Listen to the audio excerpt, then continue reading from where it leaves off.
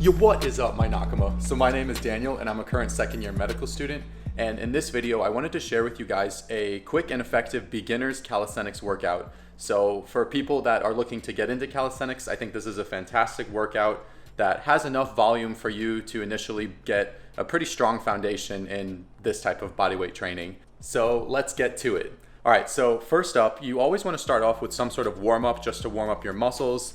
This can be like a light jog, some jumping jacks. I personally like to do a jump rope, and I actually use a weighted jump rope. So it is somewhat of a workout, but I do about 300 to 500 reps or swings just to start off with.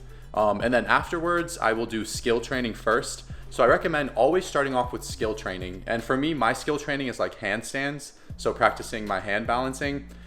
Because if you try and do this after your workout, when your muscles are fatigued and you're kind of just not really concentrated at all because you're tired from your workout, then your skill training is kind of going to suffer. So I recommend practicing your skill training first. And if you're a beginner and you're trying to learn a handstand, definitely use a wall or use a partner to kind of hold his hands up so that he can adjust your feet when you kick up, and so that you're not as scared of falling over if you don't know how to exit a handstand properly. But yeah, so I'll practice my handstands first, and then I will get into my main workout. Now, before I start my main workout, and something I recommend everyone do is do a little bit of like mobility and prehabilitation work. Just kind of warm up your wrists and your shoulders. And this is kind of just a great way to get ready for the workout and to make sure that you don't really injure any of these tendons and ligaments that require a lot of strength when you do your calisthenics exercises. Because as I mentioned in a previous video, wrist prehabilitation is like one of the most important things you can do for calisthenics, because it is pretty taxing on your wrists, some of these exercises like handstands, muscle ups, and all that type of stuff. So definitely make sure you're warmed up properly and that your wrists and your shoulders are all nimble and ready for the workout. Okay, so this beginner bodyweight workout consists of 4 sections, and each section has 2 main exercises that you will superset, meaning that you will do one after another without any rest. So the first section that we'll get into is you're gonna do 10 Australian pull-ups followed by 10 regular push-ups for a total of 5 sets. So for an Australian pull-up, what you wanna do is you wanna grip the bar like you would grip a pull-up bar with your thumbs wrapped underneath the bar. And then you want your heels on the ground, because obviously we're modifying the pull-up to make it easier for someone who can't do a pull-up. You want your back parallel with the ground, and then you wanna pull yourself up until your chest touches the bar. And that's basically 1 rep. And this is basically what I did when I first started calisthenics and I couldn't even do a single pull-up. This is a great way to build the foundational strength in order to be able to execute a pull-up. So I always recommend, start off at your current skill level and don't kind of have what other people are doing distract you from your own personal goals and what your current ability is. Because it may seem kind of monotonous and it may seem kind of dumb to be doing these simple Australian pull-ups, but this is really the way to go if you want to build a strong enough foundation to be able to do one actual pull-up. So once you do the 10 reps of the Australian pull-ups, you'll then do 10 regular push-ups. And remember to keep your form consistent. So I always recommend quality over quantity. So, have your hands shoulder width apart, go all the way down, go all the way up, and definitely don't cheat yourself in these reps, because really you're just cheating yourself. You want to do the maximum range of motion so that you have the most, muscle impact and the most strength gains possible.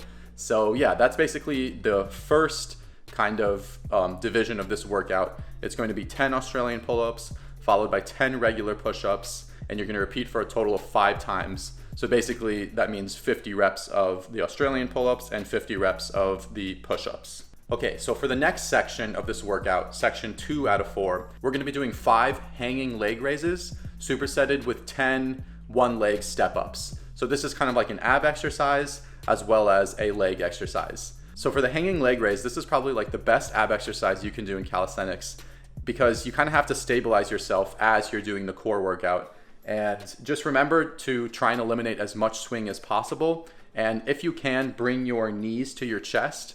But if you're not at that level yet, just bring them like 90 degrees. And you're gonna do that for a total of 5 times. And then afterwards, you're going to do the single leg step ups. And obviously the higher you go, like the higher the step is, the harder the exercise is gonna be. And you're going to do 5 of these on each leg. And this is a great way to work out your legs without any sort of weights. And for this section of the workout, by the way, you're gonna be doing it for a total of 5 times, meaning you're gonna be doing a total of 25 hanging leg raises, as well as 50 of the single leg step ups, so basically 25 on each leg. And then once you complete that, you'll move on to section 3 out of 4 of this workout. And by the way, for the supersets, like when you do a set of 5 hanging leg raises and then 10 single leg step ups, you don't want to take any rest, just go straight into the next exercise. But in between each set, you can take like a 1 to 2 minute rest just to make sure that you're not compromising your form, because even though we are doing a little bit of high volume here, you still always want to execute each exercise with as best form as possible. And that's pretty much the name of the game of calisthenics. All right, now let's move on to section number 3. Okay, so for section number 3 of this workout, we're gonna be doing 5 negative dips followed by a 10-second pull-up isometric hold. So here we're incorporating the eccentric portion of a movement as well as an isometric hold in order to train these individual movements. So for the negative dips, basically what you're gonna do is you're gonna jump up into a fully extended dip position, and then you're gonna lower yourself as slow as possible, doing the negative portion of the movement. And this is kind of a good way to train the dip if you can't do the dip yet. And this can be applied for any calisthenics exercise. So doing the negative portion is generally easier than going back up. So this is a great way to try and execute the exercise without doing the full range of motion. And once you're able to do like 5 negative dips comfortably, then you can try and do a full dip. And then that's kind of how you build up the strength for that. And then for the isometric hold, the 10-second pull-up hold, basically you're just gonna jump up or pull up if you can, and then hold yourself chin above the bar for 10 seconds. And you can alternate your grip. So you can do like a chin up grip, or you can do just a regular like pronated grip, and just hold yourself there for 10 seconds. And this is a great way to train the pull-up, because that portion of the pull-up, when your chin is above the bar, that's a pretty hard position to hold yourself in. So it's a great way to build up strength in that portion of the movement. And for this section, the 5 negative dips as well as the 10-second pull-up isometric hold, you're going to be doing only for 3 sets. So basically you're going to do a total of 15 negative dips as well as a total of 30 seconds of the isometric pull-up hold. And then once you complete that, we'll move on to section number 4. Okay, so for the final section of this workout, you're going to be doing 6 skull crushers followed by a 30-second hollow body pose, and you're going to do this for a total of 5 sets. So basically what a skull crusher is, which I'll demonstrate in the background, is you're going to hold the pull-up bar directly in front of you, and you're going to kind of extend yourself. And then it's kind of like doing a tricep extension, except you're bringing your head like towards the bar, and try and go as deep as possible, because that's how you'll get sort of the maximum amount of tension in your triceps. And basically you can make this exercise easier by decreasing how parallel you are with the ground. So if you're like completely straight horizontal with the ground, the exercise is going to be pretty hard because that's kind of more body weight you're putting on your triceps. And the skull crushers, this is a good way to practice dips and to train your triceps if you can't do like a full dip yet, or even if you can't do the negative dip portion. This exercise, it shouldn't be too difficult for most people, depending on the elevation and your positioning, which you can adjust based off of your skill level. And then the next workout of this section is the 30-second hollow body pose. And this is probably my second favorite ab exercise after the hanging leg raises.